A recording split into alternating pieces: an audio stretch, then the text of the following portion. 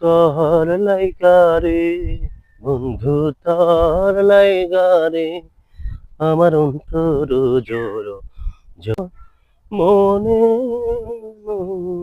মনে লই ছাড়িয়া যাইতাম তুইয়া বাড়ি বন্ধু কি অবস্থা? বন্ধু কি অবস্থা? আছি অবস্থা বহ, কিছু কথাবার্তা কম নাই। আচ্ছা, হ্যাঁ বল কি বলবি? আরে কিছু কইতাম যে মানে কিছু বন্ধু আছে, হ্যাঁ আছে। মানে ফোন দিলে ঘুলি বেগে চলে ঘুরে। আর কিছু বন্ধু আছে ফোন দিলে কেয়ারই করে না। আচ্ছা আসলে বন্ধু, এমন কিছু বন্ধু আছে যারা কথার মতো আইফুরে, বা আমার যে কোনো বিপদ হোক আপদ হোক, মানে ফোন দিলে লগে লগে আইফুরে। এইসব বন্ধু কিন্তু পাওয়া খুবই ভাগ্যের ব্যাপার।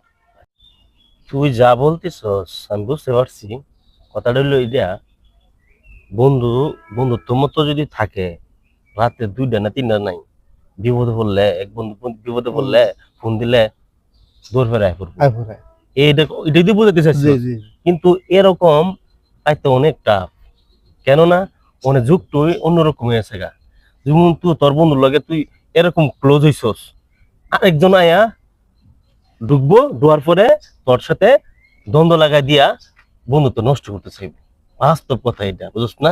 এটাই বাস্তব। তুই যে কইছস মন্দ বলতস না, এসবই হইতাছে এখন।